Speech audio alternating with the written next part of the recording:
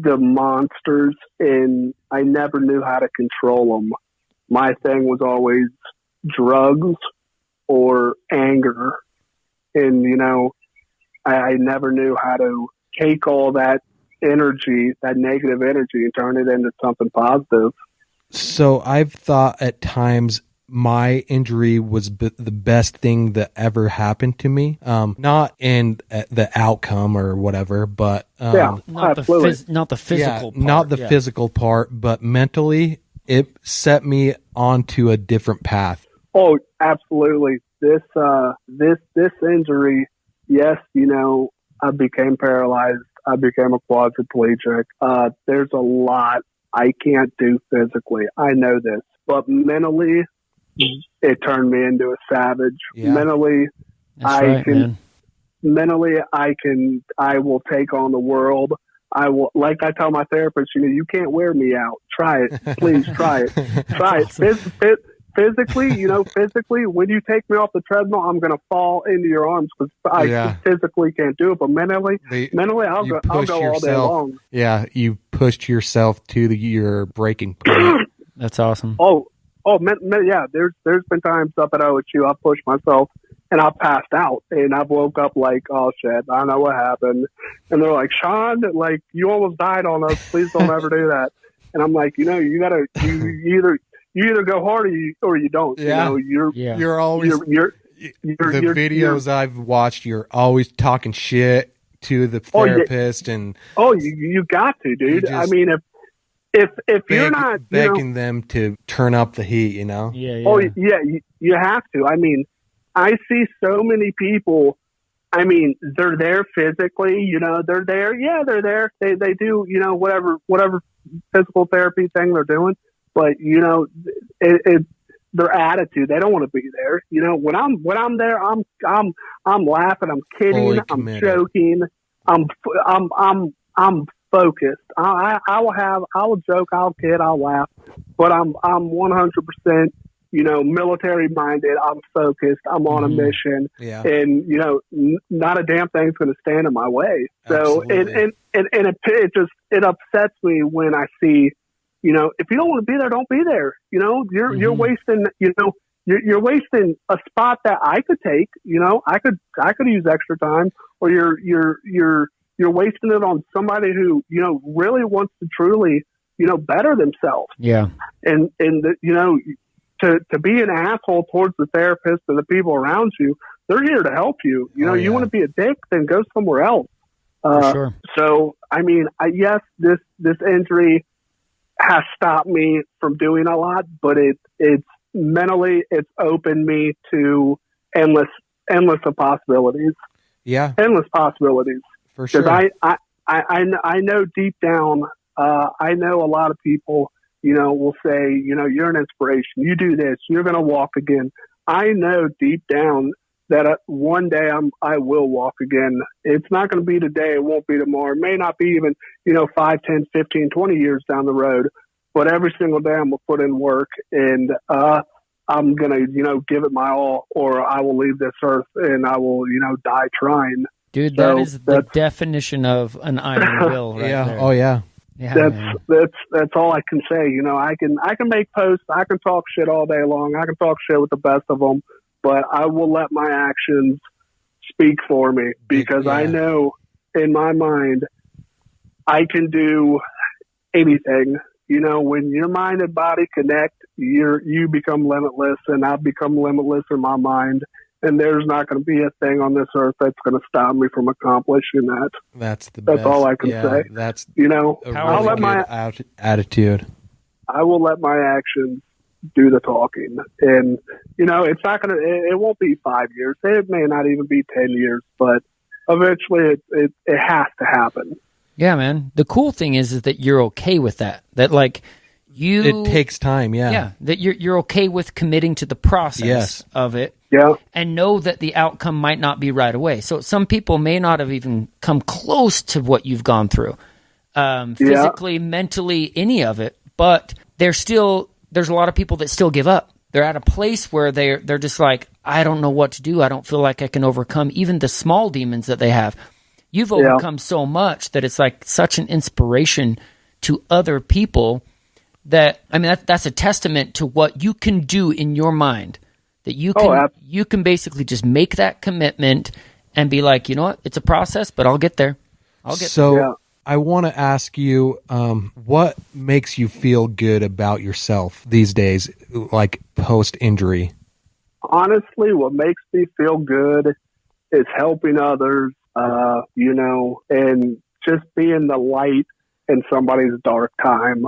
It's that's really it. And to see the people, I care about, the people I love, even though, I may not talk to them all the time or every day, succeed and strive and do great things. That's what I want. Yeah. That's awesome. Powerful, man. I want this world to not be so crazy, and appreciate everybody, because, literally you can be gone in a second.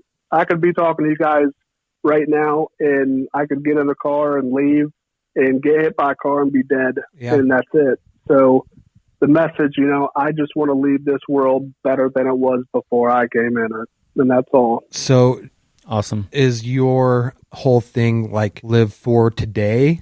It's live for every day. It's make every day the best day you can. You get 24 hours in a day and you should make every minute, every second, every hour count. Mm-hmm. And I try to tell this to people: don't stress what you can't control. Because, there's a lot of things in life you can't control. So why stress them? Why get mad? Why get upset? Why let it ruin your day? You choose, how you want to react to situations. You choose if, you want to have a good day, or if you want to be, an asshole or be in a crappy mood all day. Yeah. So. Yeah, absolutely. And since your accident, what makes you feel accomplished? What makes me feel accomplished after this accident is just knowing that, I won't give up. I can't give up. And just proving to doctors, proving to others that, even with a bad background, even with, going through a lot, that you can overcome things and, make the best out of a situation. Yeah, mm-hmm. Absolutely. For sure. There has to be a little bit of I like how you're saying, even though you got to have just a little bit of defiance, you know what I mean? A little bit of rebellion to the norm. Like somebody or someone or something's going to say, well, you're overdoing it. You're never going to make that, or you're whatever. And you got to say, yeah, I am. And almost prove them wrong. Like you're saying, prove the doctors wrong. Chip on your shoulder. Yeah, man. Oh, yeah. Yeah. And really, I mean, really what caused that was the neurosurgeon who did my surgery. I overheard her tell my dad he will be nothing more than another Christopher Reeves. Yeah. And that right there was like, okay, you said this to the wrong person. Like, yep. Yeah. Like, like it now it's just a challenge. Well, I almost felt like I wished they wouldn't have said that, but if they wouldn't have said that, who knows if you would have been in the mental state you are. Yeah, I don't know. I don't know if it would have changed my mentality or not, but it's, my mind is on a mission. I have two missions in life: become, the best father I can be for my son and guide him in the right path for life, and make sure he doesn't do any of the stupid stuff I've ever done. Yeah. And actually, guide him in the right direction. And, number two is... Well, he's already got a leg up because he has a dad, I appreciate that. Yeah. Yeah. Yeah. It's maybe one day, he'll see it that way. But for now, things are rocky. How old is he? He is 9. Okay. So, but my second thing is coming back and getting back on my feet. Yeah. that's the only two goals I have in life. So, and I've noticed you doing some upper body work. yes. Is that getting better also? Yes, it is. I have a dip machine I use. Yeah. Then I will put like free weights in my hands, whether it's like 1 to 5 pounds, and I will hang my arms off my wheelchair and just let them hang there and lift them up. I mean, as high as I can and let it hang back down. And I'll do that. I'll do it till, I can't lift my arms anymore. And do you have to strap your hands to the dip machine? Yes. Yeah. I have to do that with my right hand on a lot of stuff because opening my hand is really hard for me. Yeah. So we've gotten creative sometimes. Yeah. I strapped his hand to a bar one time so we could do some rotational stuff. It worked, man. Yeah. Yeah. Absolutely. You just got to do what you can or what makes it possible for you. Yes, absolutely. It's, I mean, there's a lot of adaptive equipment out there. I mean, there's active hands, but what I'll use is just, like a flexible kind of like rope material and just kind of lasso my hands down to the machine. Yeah, that's great. Yeah, but upper body workouts are getting better. My thing is stretching. That's something I really, really lack on. Do you have like spasticity? Oh yes, yeah. My spasticity is sometimes so bad. My legs will kick up almost to my chest. My arms completely straighten out. My legs will kick up, and I have to, kind of like straighten them out, and they kick up again. Yeah. And that's why that's the reason why you're getting Botox, right? Yes, yeah. For spasticity and for like pain in my neck. Okay. So I used to get Botox, and I switched to baclofen recently. Yes. And I didn't like the way you you would have to go back every 4 months for Botox, but I felt like it wore off like in 3 months. So I just can never find a good balance. Yeah. Yeah, but with me, Botox will work. It helps, but yes, it when it wears off, it wears off fast, and it's like, oh my gosh. Yeah. So like, what now? And I'm not a fan of taking prescription medication, so that's understandable. But or pharmaceuticals or anything like that. I don't even like going to the doctor. You literally, I mean, I have to be on the verge of almost death to go. Yeah. Sounds like me. Yeah, seriously. I mean, the last time I went to the hospital, I had pneumonia and a collapsed lung, and my doctor's like, "Sean, what are you doing?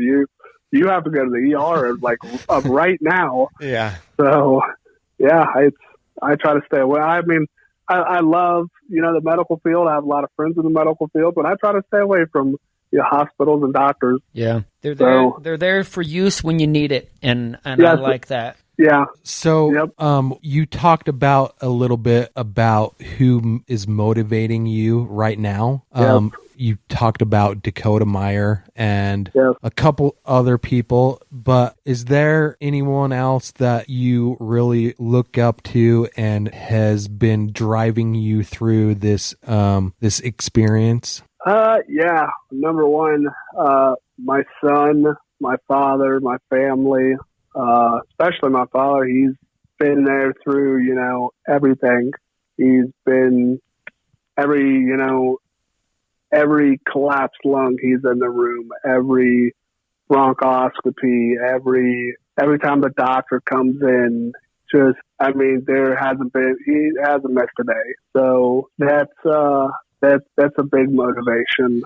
Oh, yeah. When I was in the hospital, my mom came there every day, no matter, like, it was in the winter time, and a couple times she had to ride the tracks up to see me in the hospital, and she